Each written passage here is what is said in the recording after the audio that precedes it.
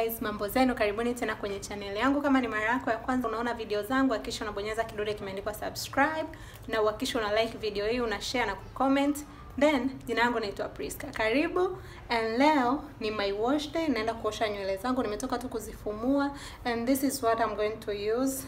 Hii ni juisi ya vitunguu. Kama ukuona video yangu ambayo nimeelezea jinsi faida ambazo ziko kwenye juisi ya kitunguu, hakikisha kwamba unaenda kuiangalia. And leo nitatumia hii, nimeitengeneza just few hours ago. Imeshapoa, so I'm going to use it on my scalp.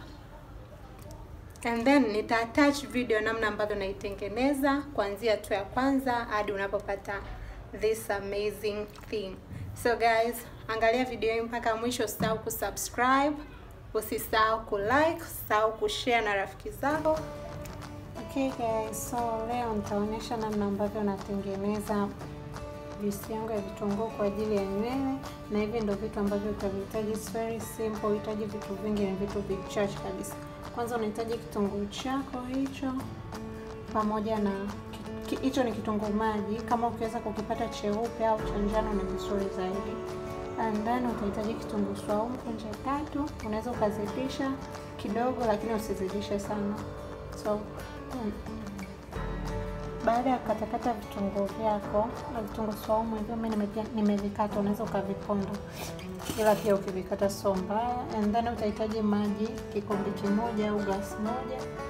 Kama utahitaji maji mengi zaidi unaweza kuongeza kiasi cha maji, ila mimi nahitaji tu maji ambayo yatanitosha kuweka kwenye nywele, and then I'm good to go. So baada ya hapo uchanganya vitu vyako, weka kwenye sufuria kwa ajili ya kuchemsha. Usibandike vitu vyako jikoni na uweke, yani usiweke moto mkali sana, weka moto kidogo and then uviache kwa muda kama dakika 1 au 2, yani mpaka vitakapoanza kuchemka. Baada ya kuchemka utaipua.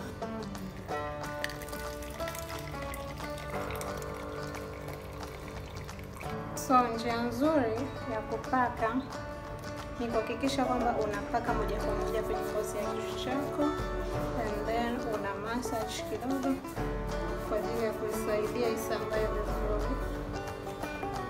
So nitafanya hivyo kwa kichwa kizima.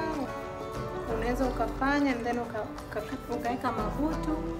Baada ya kuiweka kwenye ngozi, ukafunga nywele zako mafuta kwa ajili ya kusubiria muda kuosha.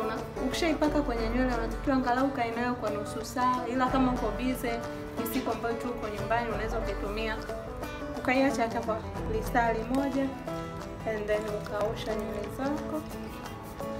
Na hakikisha unaosha nywele zako angalau na shampoo ambayo ina harufu, kwa sababu vitunguu vina harufu kali guys. So utaki you don't want to go around smelling like onion. Kuhakikisha kwamba unapaka vizuri na unatumia shampoo ambayo ina harufu nzuri kwa ajili ya kuondoa harufu ya vitunguu.